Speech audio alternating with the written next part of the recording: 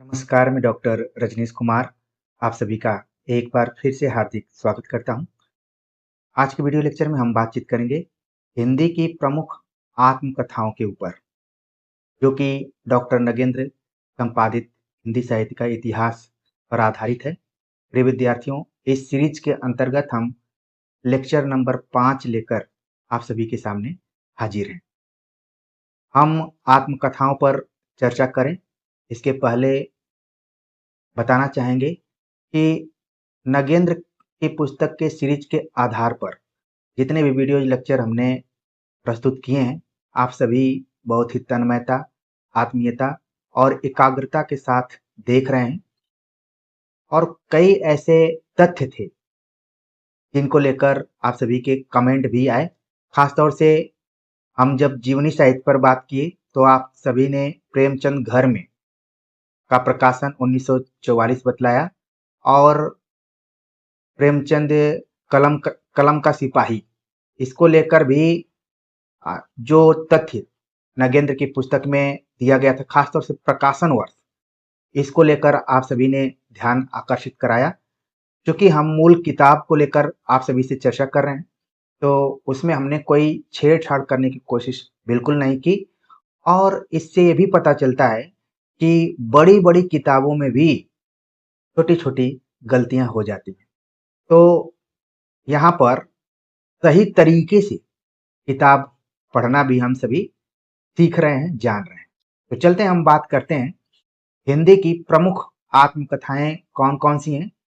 और जब इस लेक्चर को हम तैयार कर रहे थे तो ऐसा लग रहा था कि हर आत्मकथा परीक्षा के दृष्टिकोण से महत्वपूर्ण है। तो आप सभी भी आराम से इसको देखेंगे, समझेंगे और जो नए तथ्य होंगे उनको नोट करेंगे।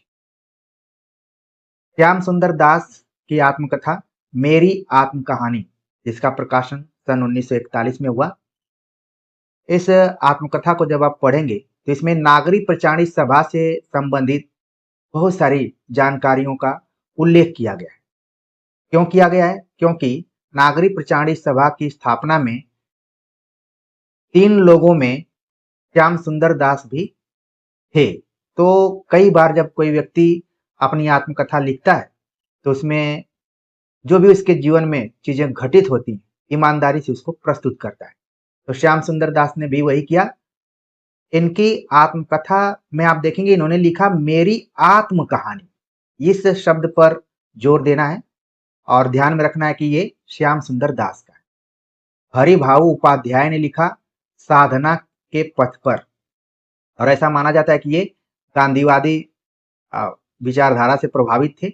हरिभाऊ उपाध्याय की आत्मकथा साधना के पथ पर 1946 में इसका प्रकाशन हुआ। राहुल साकृत्यायन जिस चीज के लिए जाने जाते हैं उसी तरीके से अपनी आत्मकथा का नाम इन्होंने दिया मेरी जीवन यात्रा, जो कि 5 खंडों में है। हो सकता है कि एग्जाम में पूछा जाए कि राहुल साकृत्यायन की आत्मकथा कुल कितने खंडों में है, तो आप बता सकते हैं कि 5 खंडों में है।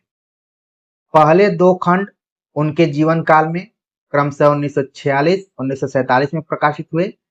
शेष 3 खंडों का प्रकाशन उनके मृत्यु के बाद 1967 में हुआ।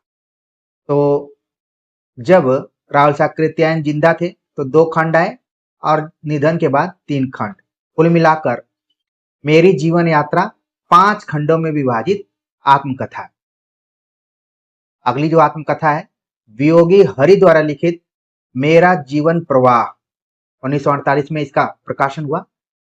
यशपाल की आत्मकथा सिंहावलोकन 3 खंडों में विभक्त है और इन 3 खंडों का प्रकाशन 1951, 1952 और 1955 में हुए। ये भी काफी इंपॉर्टेंट है। जो इंपॉर्टेंट है उसको हमने पीले कलर से यहाँ पर कर दिया है, आप जरूर ध्यान रखिए। स्वामी सत्यदेव परिव्राजक ने लिखा स्वतंत्रता की खोज में 1951 में। शांतिप्रिय द्विवेदी ने लिखा परिव्राजक की प्रजा 1952 में।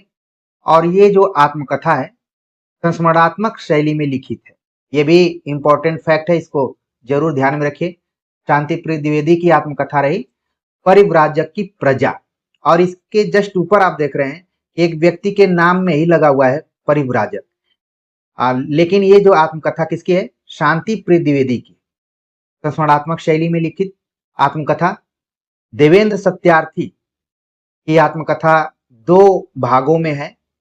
चांद सूरज के विरन 1952 में और नील यक्षिणी 1985 में प्रकाशित हुआ, तो इसको भी आप ध्यान रखिए। गंगा प्रसाद उपाध्याय की आत्मकथा है जीवन चक्र, 1954 में इसका प्रकाशन हुआ और गंगा प्रसाद उपाध्याय को तत्कालीन समय का मंगला प्रसाद पुरस्कार भी दिया गया था। चतुर्सेन शास्त्री ने लिखा, इनकी भी आत्मकथा 2 खंडों में है। यादों की परछाइयां 1956 में, मेरी आत्म कहानी 1963 में। प्रिय विद्यार्थियों, इसके पहले आपने देखा कि इसी नाम से श्याम सुंदर दास ने भी लिखा हुआ है। तो आप देख रहे हैं कि पीजीटी 2022 के एग्जाम में या इसके पहले भी कई परीक्षाओं में यह पूछा गया कि मेरी आत्म कहानी नाम से किन 2 रचनाकारों ने लिखा हुआ है। तो देखिए, प्रश्न यहीं से बनते हैं, प्रश्न मूल किताबों से बनते हैं। तो आप जरूर अपने दिमाग में रख रहे होंगे कि तथ्यों को कैसे कोरिलेट करके हमें याद करना है। सेठ गोविंद दास की आत्मकथा आत्मनिरीक्षण 1957 में प्रकाशित हुई और ये भी बहुत ही इंपॉर्टेंट है। कई बार पीवाईक्यू क्वेश्चन में आपने देखा होगा आत्मनिरीक्षण आत्मकथा किसने लिखी? सेठ गोविंद दास ने लिखा हुआ है। देवराज उपाध्याय की आत्मकथाएं कई खंडों में विभाजित हैं, खासतौर से 2 खंड इसके यहाँ पर हैं। बचपन के 2 दिन 1958 में प्रकाशित हुआ। यौवन के द्वार पर 1970 ईस्वी में। ठीक, तो देवराज उपाध्याय की ये दोनों आत्मकथाएं। ठीक, पद्मलाल पुन्नालाल बख्शी की आत्मकथा है मेरी अपनी कथा, 1958 में इसका प्रकाशन हुआ। पांडे बेचन शर्मा उग्र की आत्मकथा अपनी खबर, जिसका प्रकाशन 1960 ईस्वी में हुआ। और ये ऐसी आत्मकथा है कि प्राय सभी प्रतियोगी परीक्षाओं के पाठ्यक्रम में इसको देखने को मिल जाता है। अगर यूजीसी नेट की तैयारी कर रहे हैं या फिर हायर एजुकेशन में असिस्टेंट प्रोफेसर इत्यादि का कर रहे हैं, या फिर आप देखेंगे यूजी पीजी के पाठ्यक्रम में भी ये आत्मकथा लगी रहती है। संत राम बीए की आत्मकथा है मेरे जीवन के अनुभव, 1963 ईस्वी में इसका प्रकाशन हुआ। डॉक्टर भुवनेश्वर प्रसाद मिश्र माधव की आत्मकथा है जीवन के 4 अध्याय, 1967 ईस्वी में। हरिवंश राय बच्चन की आत्मकथा जो कि 4 खंडों में विभाजित है, परीक्षा के दृष्टिकोण से बहुत ही महत्वपूर्ण तथ्य। कई बार पूछा जाता है कि हरिवंश राय बच्चन की आत्मकथा कितने खंडों में विभाजित है, तो 4 खंडों में है। क्या भूलूं क्या याद करूं, 1969। नीड़ का निर्माण फिर से, 1970। बसेरे से दूर, 1977 और 10 द्वार से सोपान तक, 1985 ईस्वी में। कई बार तो इसके क्रम को भी परीक्षाओं में पूछा जाता है, तो हर एंगल से इसको देखने का आप प्रयास करें। वृंदावन लाल वर्मा की आत्मकथा अपनी कहानी, 1972 में इसका प्रकाशन हुआ। ये भी इंपॉर्टेंट है, परीक्षाओं में खूब पूछी जाती रही है। सुमेलित, वन लाइनर, जिस हिसाब से आए आप जरूर वहां पर सही कर लें। रामावतार अरुण की आत्मकथा रही अरुणायन, 1974 में। कृष्णचंद्र की आत्मकथा आधे सफर की पूरी कहानी, 1979 में इसका प्रकाशन हुआ। और देख रहे हैं कि कृष्णचंद्र चमत्कृत कर देने वाला यहाँ पर शीर्षक है आधे सफर की पूरी कहानी। आप कल्पना कीजिए कि सफर आधा हो और कहानी पूरी हो। ये कुछ थोड़ा सा हट कर यहाँ पर शीर्षक दिया गया है, तो जरूर ध्यान में रखिए। कई बार एग्जाम में ऐसे शीर्षक पूछे जाते हैं। रामदर्श मिश्र की आत्मकथा जहां मैं खड़ा हूं, 1984 में इसका प्रकाशन हुआ। 3 भागों में विभक्त है। हंसराज रहबर जो कि जीवनीकार के रूप में ज्यादा जाने जाते हैं, लेकिन इन्होंने आत्मकथा भी लिखी। इनकी आत्मकथा का नाम रहा मेरे साथ जन्म 1986 में प्रकाशित हुआ, 4 भागों में विभाजित है। डॉक्टर राजेंद्र प्रसाद की आत्मकथा, आत्मकथा नाम से ही उन्होंने लिखा सन 1947 ईस्वी में। भवानी दयाल सन्यासी ने लिखा प्रवासी की आत्मकथा 1947 में। ये भी इंपॉर्टेंट आत्मकथा है। तमाम देख रहे हैं आप कि सामान्य लोगों ने आत्मकहानी, अपनी कथा, ठीक है, इस तरीके से लिखा, लेकिन भवानी दयाल सन्यासी ने लिखा प्रवासी की आत्मकथा, यानी कि कोई अपने देश को छोड़कर दूसरे देश में है, फिर भी वो अपने जीवन से रिलेटेड बातों को लिख रहा है, तो प्रवासी की आत्मकथा, ये भी इंपॉर्टेंट है, हो सकता है कि आपके एग्जाम में देखने को मिल जाए। गणेश प्रसाद वर्डी ने लिखा मेरी जीवन गाथा 1949 में। अजित प्रसाद जैन ने लिखा अज्ञात जीवन 1951 में। अलगू राय शास्त्री ने लिखा मेरा जीवन 1951 में। गंगा प्रसाद ने लिखा मेरी आत्मकथा 1954 में। जानकी देवी बजाज ने लिखा मेरी जीवन यात्रा 1956 ईस्वी में। और आप देख रहे हैं कि अभी तक हमने जितनी भी आत्मकथाओं की चर्चा की, सभी पुरुषों द्वारा लिखित थी।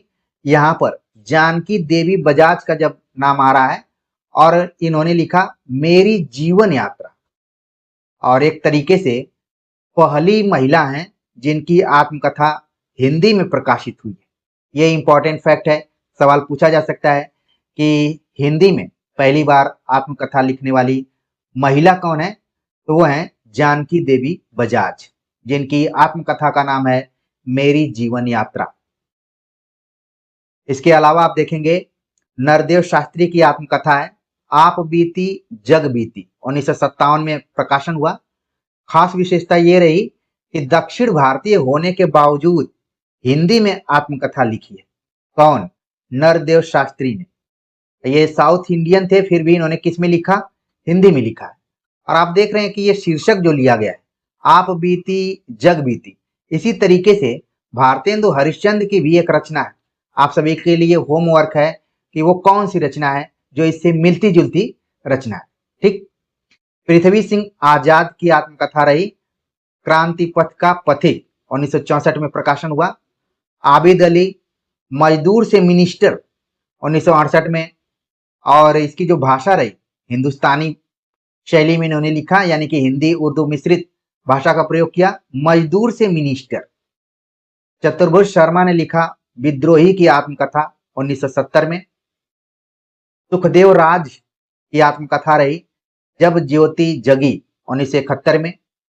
मोरारजी देसाई की आत्मकथा रही मेरा जीवन वृत्तांत, जो कि 2 भागों में है, भाग 1 1972 में और भाग 2 1974 में प्रकाशित हुआ। और क्रमशः आप देखेंगे कि हिंदी तथा अंग्रेजी में एक साथ प्रकाशित हुए। तीसरा भाग, बल्कि 3 भाग हैं इसके, तो शुरुआती जो भाग थे हिंदी अंग्रेजी में और तीसरा भाग केवल अंग्रेजी में छपा है। ये यहाँ पर थोड़ा सा ध्यान रखना है। हालांकि अगर साहित्यिक दृष्टिकोण से देखा जाए तो बहुत कम ये पूछा जा सकता है।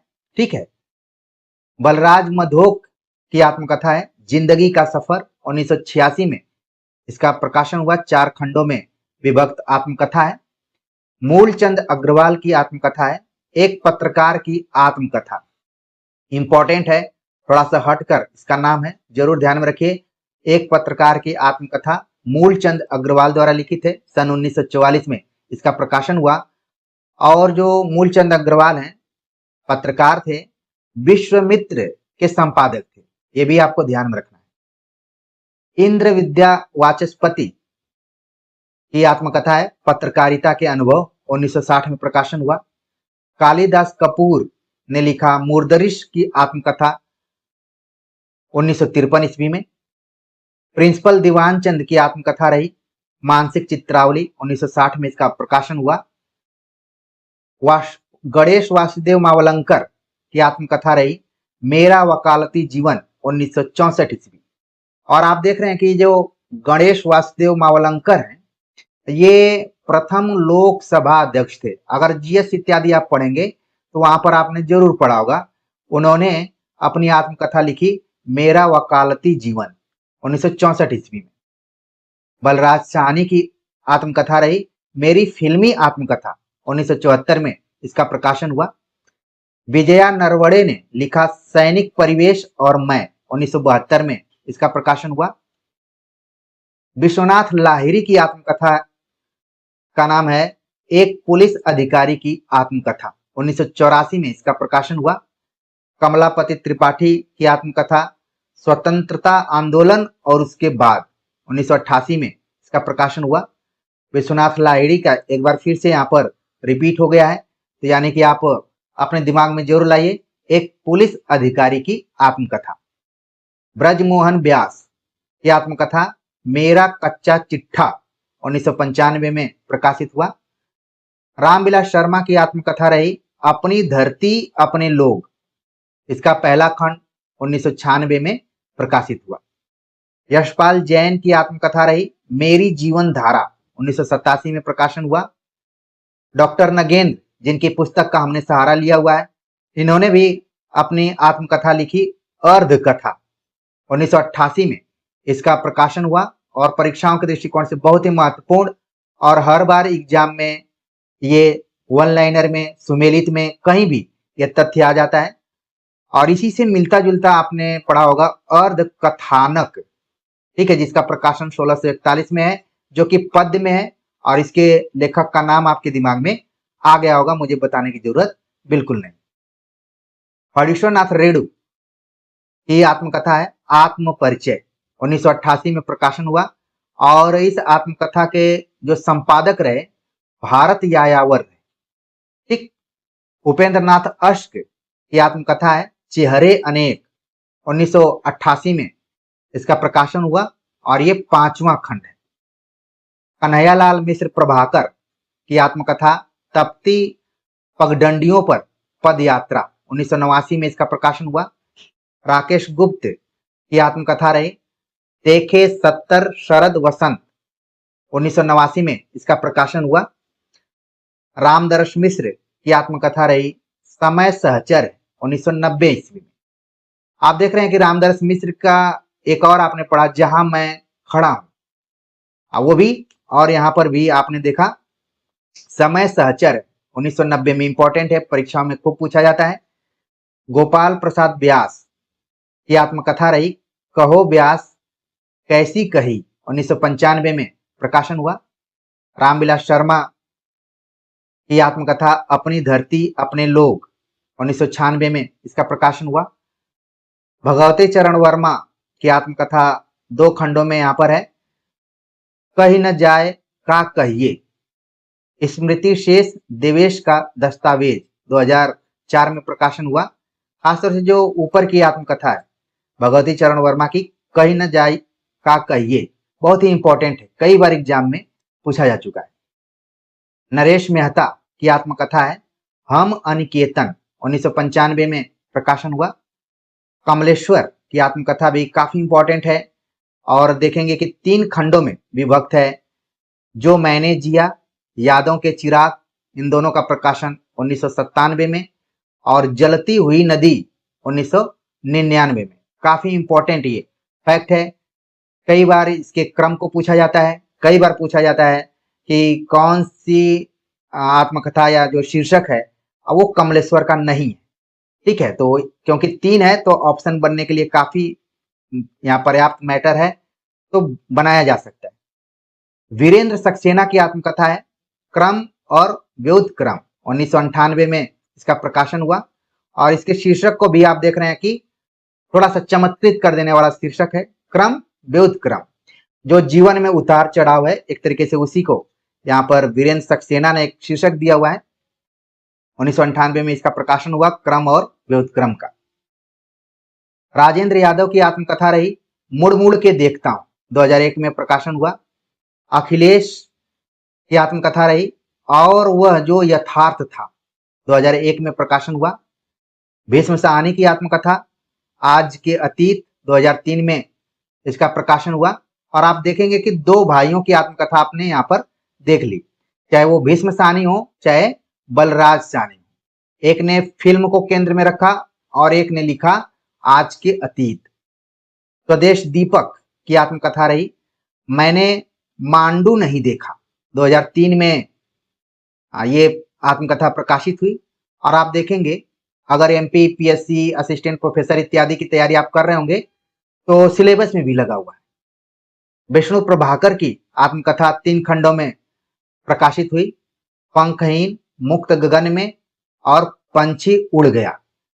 कई बार तो यहां से भी सवाल पूछा जाता है कि विष्णु प्रभाकर की कौन सी आत्मकथा नहीं है, चूंकि 3 ऑप्शन बन जाते हैं, ए बी सी ऑप्शन बन जाते हैं, एक कोई और जोड़ लिया जाता है जो कि नहीं वाला आंसर होता है। तो पंखहीन, मुक्त गगन में, पंछी उड़ गया। कई बार लोग इसको काव्यात्मक लहजे में याद करते हैं। आप सभी भी अपना मंत्र यहाँ पर बना सकते हैं।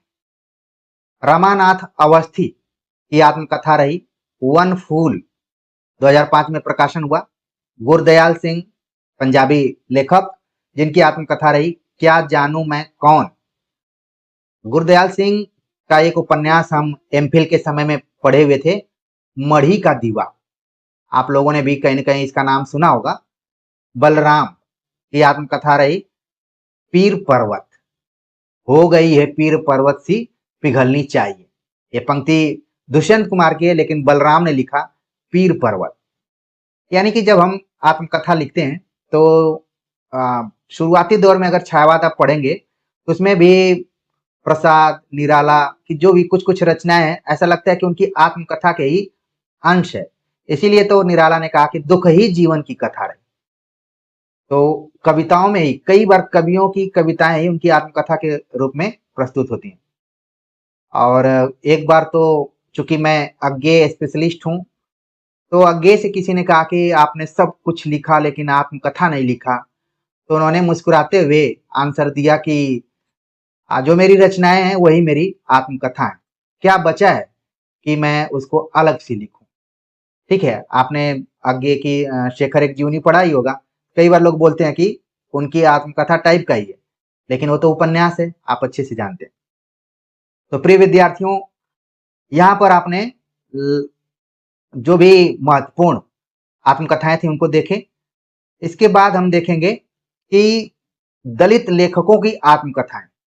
चूंकि हम अगर रामचंद्र तिवारी इत्यादि की पुस्तक पढ़ेंगे तो वहां पर दलित आत्मकथाएं बहुत संख्या में है, लेकिन नगेंद्र ने बहुत ज्यादा उल्लेख नहीं किया।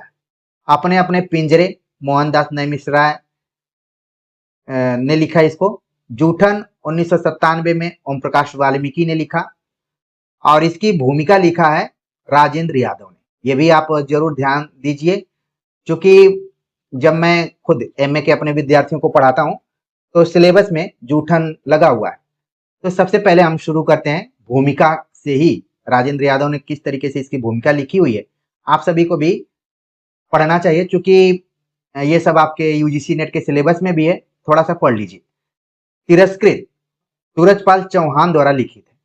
अब देखिए यहाँ पर संख्या पर मत जाइए, जिन 3 दलित आत्मकथाओं का उल्लेख किया गया है, अगर मान लीजिए कि कोई पेपर बना रहा है और यहीं से क्वेश्चन उठा लिया तो आपका आंसर सही होना चाहिए। सबसे इंपॉर्टेंट चीज है जानकारी नहीं, बल्कि कम पढ़ते हुए भी आप उत्तर को सही कर लें। पता चला कि आप बहुत कुछ पढ़ लिए लेकिन कंफ्यूज रहे कि अपने अपने पिंजरे किसका है, तिरस्कृत किसका है, जूठन किसका है। लेकिन मुझे उम्मीद है, क्योंकि मैं उन सभी विद्यार्थियों को सैल्यूट करना चाहता हूं जो कि काक चेष्टा बको ध्यानम के दृष्टिकोण से एक एक तथ्य को देखने का प्रयास करते हैं। कुछ विद्यार्थी हैं जिनकी नजर केवल पीडीएफ पर है कि पीडीएफ मिल जाए तो मानो वो जो बहुत लोग घोषित करने वाले हैं कि हम टॉपर्स को स्कूटी देंगे, उनकी नजर वहां पर है। हमारी नजर का है कि हमारे से जितने भी विद्यार्थी जुड़े उनके नाम पीडीएफ में आए। तो बार बार पीडीएफ के पीछे मेरे हिसाब से भागना उचित नहीं है।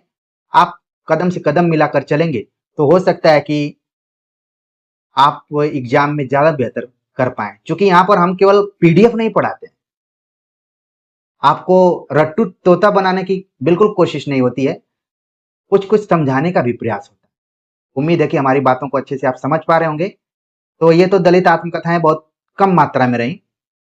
कुछ और तथ्य हैं राजेंद्र यादव को उनकी पत्नी मन्नू भंडारी ने चुनौती दी और उनकी प्रतिक्रिया में देखा तो इसे भी देखते लिखा गया है और ये तद्भव पत्रिका है, उसमें इसका प्रकाशन हुआ। तो इसको भी देखिए, चूंकि इन दोनों ने मिलकर एक रचना भी लिखी हुई थी। ये पति पत्नी है, लेकिन जो संबंध थे बहुत अच्छे नहीं रहे बाद में। ठीक है, तो क्रिया प्रतिक्रिया होना तो निश्चित है। तो इन्होंने लिखा देखा तो इसे भी देखते। अब हम कुछ महिला लेखिकाओं की बात कर लेते हैं, महिला आत्म कथाकारों की। तो इनकी भी संख्या नगेंद्र की पुस्तक में बहुत ज्यादा नहीं है, जितना है इम्पोर्टेंट है। जो कहा नहीं गया, कुसुम अंसल की आत्मकथा है, 1996 में प्रकाशन हुआ। लगता नहीं है दिल मेरा, कृष्णा अग्निहोत्री, 1997 में प्रकाशन हुआ। बूंद बावड़ी, पद्मा सचदेव की आत्मकथा है, 1999 में प्रकाशन हुआ।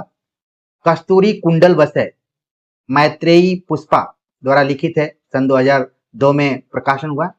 इसी तरीके से आप देखेंगे इसका दूसरा खंड है गुड़िया भीतर गुड़िया। तो ये भी कई बार पूछा जाता है, चूंकि उसका उल्लेख नगेंद्र की पुस्तक में नहीं है तो हमने कोई छेड़छाड़ नहीं किया हुआ है, जो है उसी को हम बता रहे हैं। कुछ कही कुछ अनकही आत्मकथा है, शीला झुंझुनवाला की। दोहरा अभिशाप, एक तरीके से देखा जाए तो ये दलित आत्मकथाओं में इसको रखा जाता है। दोहरा अभिशाप, कौशल्या वैसंत्री। ठीक है, शब्द काया, 2005 में इसका प्रकाशन हुआ, सुनीता जैन की आत्मकथा है। हादसे, रमणिका गुप्ता की आत्मकथा, जिसका प्रकाशन सन 2005 में हुआ। और ये आत्मकथा आप देखेंगे यूजीसी नेट के सिलेबस में लगी हुई है। लेखिकाओं की आत्मकथाओं से चुने हुए खंडों और लेखिकाओं के आत्मकथ्यों का एक संग्रह देहरी भई विदेश 2005 में राजेंद्र यादव आदि के संपादन में प्रकाशित हुआ है। तो ये भी कई बार एग्जाम में पूछ लिया जाता है कि देहरी भई विदेश के संपादक कौन है, राजेंद्र यादव हैं। और इसकी जो विषय वस्तु है लेखिकाओं की आत्मकथाओं से चुने हुए, जिसको कि आत्मकथ्य कहा जा सकता है, आत्मकथांश भी कहा जा सकता है, उसको एक जगह संग्रहित किया गया है, एकत्रित किया गया है। तो हमने इस वीडियो लेक्चर में जो आत्मकथा, महत्वपूर्ण आत्मकथाएं हैं, उनको लेकर चर्चा की है। उम्मीद है कि जिस भी एग्जाम में आप जाएंगे, चाहे यूजीसी नेट के एग्जाम में जाएं, टीजीटी पीजीटी के एग्जाम में जाएं, जीआईसी जीडीसी, दुनिया भर की जो हिंदी शिक्षक भर्तियां होती हैं, किसी में जाएंगे प्रश्न यहीं से आपको मिल सकते हैं। ये हमारा अनुमान है कि इससे बाहर प्रश्न नहीं आने चाहिए। और इस वीडियो लेक्चर के बहाने आप सभी का रिवीजन हुआ होगा, कुछ ऐसे तथ्य रहे होंगे जो कंफ्यूज आप कर रहे होंगे, वो भी आप क्लियर कर लिए होंगे। ठीक है, तो आपको अच्छा लगा होगा, कमेंट जरूर कीजिएगा। इसी तरीके से चैनल से आप जुड़े रहिए। आप भारी संख्या में जुड़ते हैं तो ताकत मिलती है और काम करने का भी मन करता है। और एक बंद कमरे में बैठकर बिना एसी इत्यादि की, जिसको कई बार लोग बोलते हैं ना कि पसीने की कमाई, तो हो सकता है कि ये जो हमारा पसीना है, और आप लोग भी, चूंकि बहुत सारे बच्चे जो चैनल से जुड़े हुए हैं सब लोग एसी में नहीं बैठे होंगे, लाइब्रेरी इत्यादि ज्वाइन किए होंगे तो हो सकता है बैठे हों, लेकिन जब पसीना बहता है और इसके बाद जो ठंडई आती है बाद में, उसका एक अलग ही आनंद होता है। तो उम्मीद है कि इस पसीने की कीमत आप भी चुकाएंगे और हम भी अपनी कोशिश कर रहे हैं कि आप सभी कामयाब हों। तो प्रिय विद्यार्थियों, कमेंट जरूर कीजिएगा। मिलते हैं एक नए टॉपिक के साथ, तब तक के लिए नमस्कार।